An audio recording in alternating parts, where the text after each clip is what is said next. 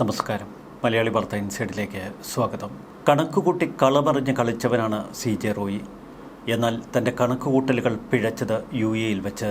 എന്തും വില കൊടുത്തു വാങ്ങുന്ന ശൈലി അതുതന്നെയാണ് CJ റോയിയെ ഇത്രയേറെ ഉയരത്തിലെത്തിച്ചത്. എല്ലാമുണ്ടെന്ന് ലോകം കരുതിയ ഒരു വ്യക്തി ഒരു നിമിഷത്തെ ചിന്തയിൽ തൻ്റെ ശരീരത്തിലേക്ക് വെടിയുതിർക്കുകയായിരുന്നു എന്ന് ലോകം കരുതി. CJ റോയി സ്വന്തം ശരീരത്തിലേക്ക് നിറയൊഴിക്കുമ്പോൾ അവിടെ ബാക്കിയായത് ഒട്ടനവധി ചോദ്യങ്ങൾ. അതിനുത്തരമിത 9 പേജുള്ള CJ റോയിയുടെ കുറിപ്പിലുണ്ട്. വേണമെങ്കിൽ നമുക്ക് ഈ കുറിപ്പിനെ ആത്മഹത്യാക്കുറിപ്പെന്ന് വിശേഷിപ്പിക്കാം. എവിടെയാണ് റോയിക്ക് പിഴച്ചത് എന്ന് വ്യക്തം. ഈ കുറിപ്പിൽ എല്ലാമുണ്ട്. അതിലപ്പുറം ഇപ്പോൾ UAE-യിൽ നിന്നും പുറത്തേക്ക് വരുന്ന റിപ്പോർട്ടുകൾ പരിശോധിക്കുമ്പോൾ റോയി എന്തുകൊണ്ട് തൻ്റെ ജീവിതം അവസാനിപ്പിച്ചു എന്ന് നമുക്ക് കൃത്യതയോടെ മനസ്സിലാവും. പുറത്തു പറയാൻ കഴിയാത്ത ഒരു അപമാനഭാരം അദ്ദേഹത്തെ ബാധിച്ചിരുന്നു. തുടക്കം മുതൽ സമൂഹ മാധ്യമങ്ങൾ തിരഞ്ഞ ഒരു ചോദ്യമാണത്. സ്വന്തം കുടുംബത്തിനല്ലാതെ മറ്റാർക്കും അറിയാത്ത എന്തോ ഒരു രഹസ്യത്തിൻ്റെ ഭാരം അദ്ദേഹം പേറിയിരുന്നു. ഏത് കൊട്ടാരമായാലും അതൊക്കെ ഉപേക്ഷിച്ച് 6 അടി മണ്ണിലേക്ക് മടങ്ങാനാണ് മനുഷ്യൻ്റെ വിധി. ആ വിധി തന്നെ റോയി തിരഞ്ഞെടുക്കുന്നത് തൻ്റെ 57-ാം വയസ്സിൽ. 2005-6 കാലഘട്ടത്തിൽ അന്ന് ക്രിസ്റ്റൽ ഗ്രൂപ്പിൻ്റെ പ്രോജക്റ്റ് ഡയറക്ടറായിരുന്നു CJ റോയി. ബംഗളൂരു നഗരം അടക്കി വാണിരുന്ന ക്രിസ്റ്റൽ ഗ്രൂപ്പ്. KK നമ്പൂതിരിയും ലതാ നമ്പൂതിരിയുമായിരുന്നു ക്രിസ്റ്റൽ ഗ്രൂപ്പിൻ്റെ സാരഥികൾ. അന്ന് അവരുടെ പ്രോജക്റ്റ് ഡയറക്ടറായിരുന്ന CJ റോയി ബിസിനസ്സിന് വേഗത കൂട്ടി. ആ വർഷം ക്രിസ്റ്റൽ ഗ്രൂപ്പ് ബംഗളൂരുവിൽ നേടിയത് 500 കോടിയിലേറെ വിറ്റുവരവ്. കണ്ണഞ്ചിപ്പിക്കുന്ന വളർച്ച ആരെയും അതിശയിപ്പിച്ചു കളഞ്ഞു. എന്നാൽ അതിനിടയിൽ നടന്ന സ്വകാര്യതയിലൂന്നിയ ചില പ്രശ്നങ്ങൾ. അവിടെ നിന്ന് CJ റോയി എന്ന മനുഷ്യൻ്റെ പടിയിറക്കമായിരുന്നു നമ്മൾ കണ്ടത്. എന്നാൽ അദ്ദേഹം അവിടെ നിന്ന് പടിയിറങ്ങുമ്പോൾ പലതും ഒപ്പം ചേർത്തു.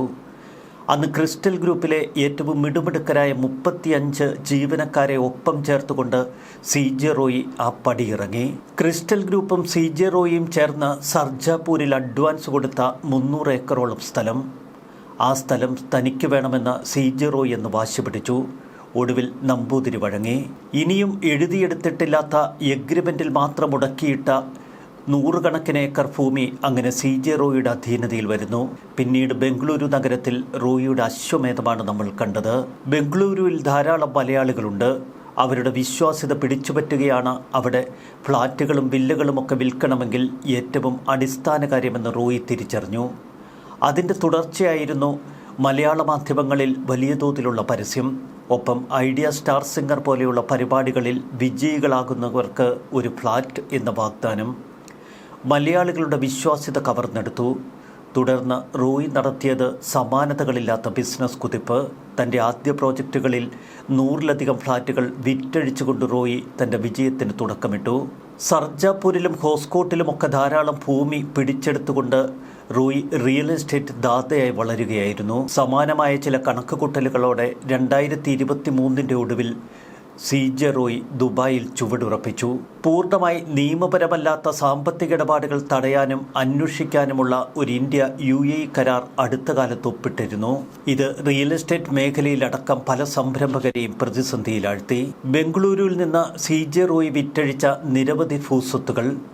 അതിൽ നിന്ന് കിട്ടിയ പണം നേരായ മാർഗത്തിലൂടെയായിരുന്നു CJ റോയി ദുബായിലേക്ക് മാറ്റിയത്. ഇതാണ് അടിസ്ഥാനപരമായ സംശയം. ഇന്ത്യയിലെ ബിസിനസ്സിൽ നിന്നുള്ള ലാഭമാണ് UAE-യിൽ മുതൽ മുടക്കിയത് എന്ന വിവരമാണ് UAE ഭരണാധികാരികൾക്ക് മുൻപിൽ CJ റോയി പറഞ്ഞത്. എന്നാൽ UAE അധികൃതർക്കിതിൽ സംശയം തോന്നി. മുതൽ മുടക്കുകളുടെ ഉറവിടം അന്വേഷിക്കാൻ അവർ ഇന്ത്യൻ സർക്കാരിനോട് ആവശ്യപ്പെട്ടു. ഇത് ഒരു കരാറിൻ്റെ ഭാഗമാണ്. ഇതിൻ്റെ തുടർച്ചയായിരുന്നു ഇക്കഴിഞ്ഞ ഏതാനും മാസങ്ങളായി കോൺഫിഡൻറ്റ് ഗ്രൂപ്പ് അടക്കം പല റിയൽ എസ്റ്റേറ്റ് സ്ഥാപനങ്ങളിലും ആദായ നികുതി അധികൃതർ നടത്തിയ പരിശോധനകൾ. സാമ്പത്തിക ഇടപാടുകളും അതിലെ വീഴ്ചകളും തടയാൻ വിവരങ്ങൾ പരസ്പരം കൈമാറാനുള്ള ഒരു പരസ്പര സഹകരണ കരാർ. ഇത് ഇന്ത്യയും UAE-യും 2018-ലാണ് ഒപ്പുവെച്ചത്. എന്നാൽ അടുത്ത കാലത്ത് ഈ കരാർ ശക്തമായി നടപ്പിലാക്കാൻ ഇരു രാജ്യങ്ങളും തീരുമാനമെടുത്തു. കരാറിൻ്റെ നടത്തിപ്പ് കുറെ കൂടി കാര്യക്ഷമമാക്കാനുള്ള നടപടികൾ കഴിഞ്ഞ വർഷമാണ് ഇരു രാജ്യങ്ങളും സ്വീകരിച്ചത്.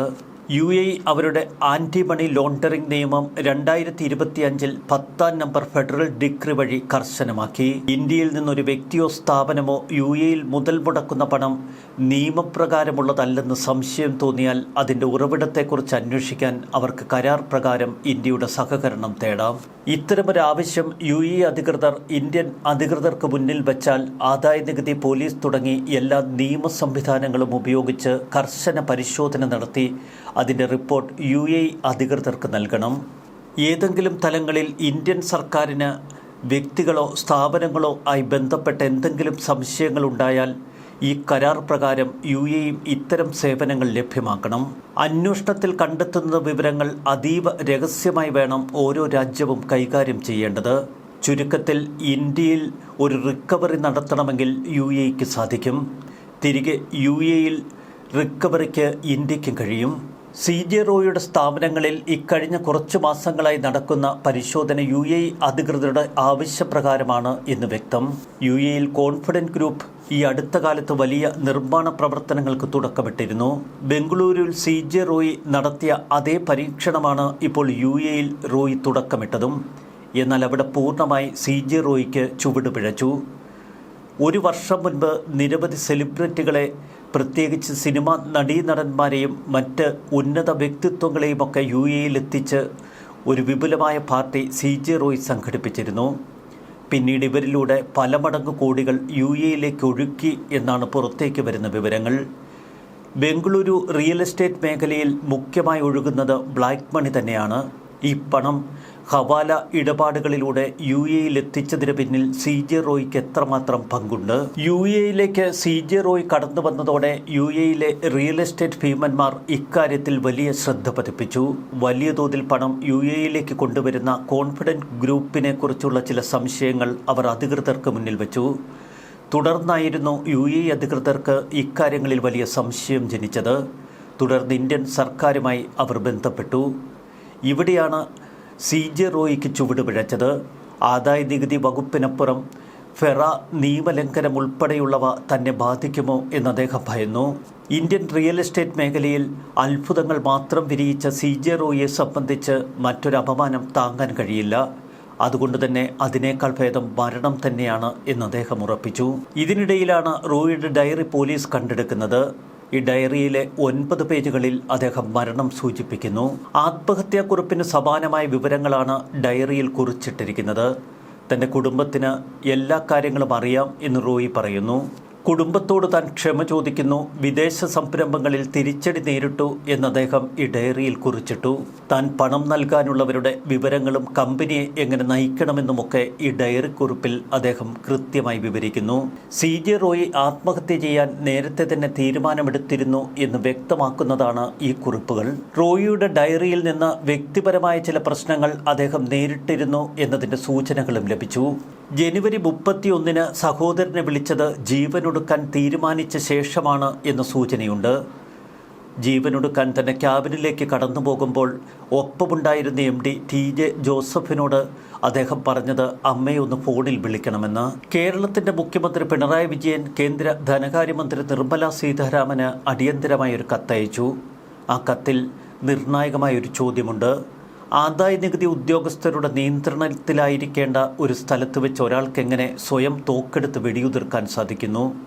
റോയിയുടെ മരണം നികുതി ഭരണകൂടത്തിന് തീരാക്കളങ്കമാണ് എന്ന് മുഖ്യമന്ത്രി എഴുതി. ജുഡീഷ്യൽ അന്വേഷണം വേണമെന്ന് മുഖ്യമന്ത്രി പറയുമ്പോൾ അദ്ദേഹത്തിൻ്റെ സംശയത്തിൽ തന്നെ അതിനുള്ള ഉത്തരമുണ്ട്. ആദായനികുതി വകുപ്പ് ഉദ്യോഗസ്ഥർ അതിശക്തമായ സമ്മർദ്ദം കൊടുത്തിരുന്നു എങ്കിൽ അദ്ദേഹത്തെ റെയ്ഡിൻ്റെ പേരിൽ, പരിശോധനയുടെ പേരിൽ പീഡിപ്പിക്കാൻ ശ്രമിച്ചിരുന്നു എങ്കിൽ അദ്ദേഹത്തിന് ഒരിക്കലും സ്വാതന്ത്ര്യത്തോടെ തൻ്റെ ക്യാബിനിലേക്ക് നടന്നു കയറി അതിനുള്ളിലുണ്ടായിരുന്ന തോക്കെടുത്ത് സ്വയം വെടിയുതിർക്കാൻ കഴിയുമായിരുന്നില്ല.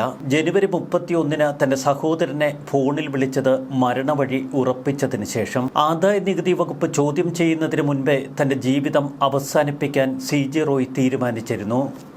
ദുബായിലെ തൻ്റെ ബിസിനസ് സംരംഭങ്ങൾ പാളി എന്നത് ലോകമറിഞ്ഞാൽ അദ്ദേഹത്തിന് അത് വലിയ അപമാനമാകും. അതിലപ്പുറം അനധികൃത മാർഗങ്ങളിലൂടെ UAEയിലേക്ക് പണം കടത്തി എന്ന് ഇന്ത്യൻ അന്വേഷണ ഏജൻസികൾ കണ്ടെത്തിയ ആ വിവരം UAE അധികൃതരെ അറിയിച്ചാൽ അത് തൻ്റെ ഭാവി ഇരുളിലാക്കുമെന്ന് CJ റോയ് തിരിച്ചറിഞ്ഞു. ജീവിതം താൻ എപ്പോഴും ആഘോഷമാക്കാൻ ഇഷ്ടപ്പെടുന്നു എന്ന അഭിമുഖങ്ങളിൽ പറഞ്ഞ CJ റോയ് ആകാശത്ത് വിമാനങ്ങളിൽ കഴിയാനാണ് തനിക്ക് കൂടുതലിഷ്ടം എന്നെപ്പോഴും ഉച്ചത്തിൽ പറയുന്ന CJ റോയ് ആകാശത്തിൽ നിന്ന് ഭൂമിയിലേക്ക്, അവിടെ നിന്ന് UAE-യിലെ ഇരുണ്ട ജയിലറകളിലേക്ക് കടക്കാൻ അദ്ദേഹം ഭയപ്പെട്ടു. അതിലപ്പുറം UAE-യിലെ റിയൽ എസ്റ്റേറ്റ് ഭീമന്മാരുടെ വെല്ലുവിളികൾക്ക് മുന്നിൽ അദ്ദേഹം പതറി. 2006-ൽ കോൺഫിഡൻറ്റ് ഗ്രൂപ്പ് തുടങ്ങുമ്പോഴുള്ള ആത്മവിശ്വാസം അദ്ദേഹത്തിന് നഷ്ടപ്പെട്ടു. 2006-ൽ അന്ന് ബംഗളൂരു വളർന്നു വരുന്ന കാലഘട്ടത്തിൽ സർജാപൂരിലെയും ഹോസ്കോട്ടിലെയും ഒക്കെ ഏക്കർ കണക്കിന് ഭൂമി തനിക്ക് ഊർജ്ജമാകുമെന്ന് കണക്കുകൂട്ടാനുള്ള ബിസിനസ് കാഴ്ചപ്പാട് അദ്ദേഹത്തിനുണ്ടായിരുന്നു. അതിലപ്പുറം ക്രിസ്റ്റൽ ഗ്രൂപ്പിൽ നിന്ന് പിരിയുമ്പോൾ കയ്യിൽ കരുതേണ്ടതൊക്കെ അദ്ദേഹം കരുതി. അതിൽ ചതിവിൻ്റെ കണക്കു പറഞ്ഞ് പിന്നീട് KK നമ്പൂതിരി രംഗത്തെത്തി. എങ്കിലും അതിനെയൊക്കെ നിഷ്പ്രയാസം തൻ്റെ ശക്തി കൊണ്ടും സ്വാധീനം കൊണ്ടും തച്ചുടയ്ക്കാൻ CJ റോയിക്ക് കഴിഞ്ഞിരുന്നു. ദുബായിലെത്തിയ CJ റോയിക്ക് ചുവടുകൾ പിഴച്ചു എന്ന് മാത്രമല്ല, ദുബായ് ഇൻഡസ്ട്രിയെ നിയന്ത്രിക്കാൻ താൻ അശക്തനാണെന്ന് പോലും അദ്ദേഹം തിരിച്ചറിഞ്ഞു. തിരികെ ബംഗളൂരുവിലെത്തുമ്പോൾ അപകടകരമായ വഴികളിലൂടെ ചലിച്ചതിൻ്റെ തുടർചലനങ്ങൾ താൻ നേരിടേണ്ടി വരുമെന്ന യാഥാർത്ഥ്യം മനസ്സിലാക്കി.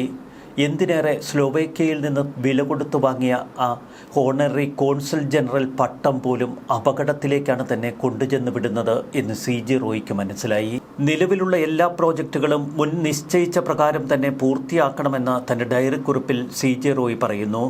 റോയിയുടെ മകൻ രോഹിത്തും കേരളത്തിൻ്റെ ചുമതലയുള്ള ജോസഫും ചേർന്നാകും ഇനി കോൺഫിഡൻറ്റ് ഗ്രൂപ്പിനെ നയിക്കുക എന്നും ഡയറിക്കുറിപ്പിലുണ്ട്. ഇതിൽ TA ജോസഫിൻ്റെ പേര് എങ്ങനെ കൃത്യമായി എഴുതി ചേർക്കപ്പെട്ടു?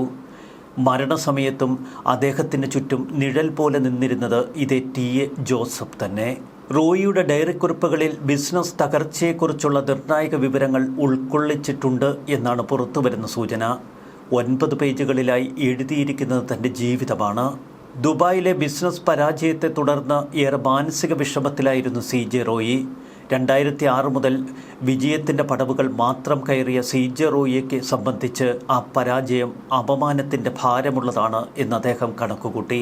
തൻ്റെ കുടുംബത്തോട് താൻ ക്ഷമ ചോദിക്കുന്നുവെന്നാണ് ഡയറിക്കുറിപ്പിലുള്ളത്. കമ്പനിയുടെ കാലങ്ങളായുള്ള നിക്ഷേപകരെ സംരക്ഷിക്കണമെന്ന് ഈ കുറിപ്പിൽ ആവശ്യപ്പെട്ടിരിക്കുന്നു. അവരെ വഞ്ചിക്കരുത് എന്ന് ഡയറിക്കുറിപ്പിലുണ്ട്. CJ റോയി എന്ന വ്യക്തിയെ വിലയിരുത്തുമ്പോൾ, അടയാളപ്പെടുത്തുമ്പോൾ പല സംശയങ്ങളും നമുക്ക് മുന്നിൽ ബാക്കിയാവുന്നു.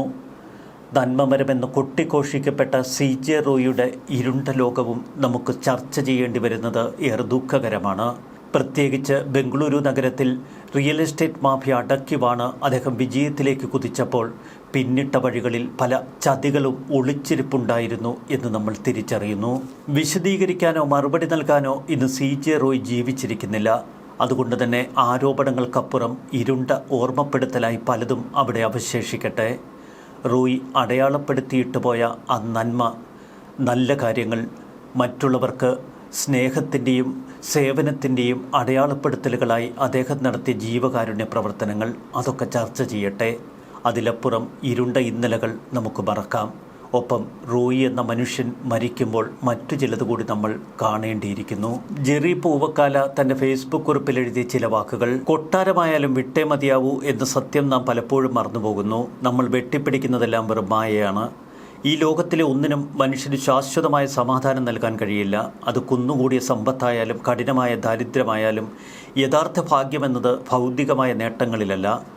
അടുപ്പത്ത് വെച്ച വെള്ളത്തിലിടാൻ തേയിലയില്ലെങ്കിലും വെച്ച കഞ്ഞിയിലിടാൻ ഉപ്പില്ലെങ്കിലും ഉള്ളതുകൊണ്ട് സംതൃപ്തി അടയാനും സമാധാനത്തോടെ ഉറങ്ങാനും കഴിയുന്നവരാണ് യഥാർത്ഥ ഭാഗ്യവാൻ. വീഴാതിരിക്കാൻ സൂക്ഷിക്കുക. നമ്മൾ കാണുന്ന ചായം തേച്ച മതിലുകൾക്കെല്ലാം സമാധാനമുണ്ടാകണമെന്നില്ല. അതുകൊണ്ട് നിവർന്നു നിൽക്കുന്നവർ വീഴാതെ ഇരിക്കാൻ എപ്പോഴും സൂക്ഷിച്ചു കൊള്ളുക. മനസ്സ് തളരുമ്പോൾ ഞാൻ ശക്തനാണ് എന്നിടയ്ക്കിടെ സ്വയം പറയുക. ആത്മവിശ്വാസത്തിൻ്റെ ആ ചെറിയ വാചകം ഒരുപക്ഷെ ഒരു വലിയ തകർച്ചയിൽ നിന്ന് നിങ്ങളെ രക്ഷിച്ചേക്കാം.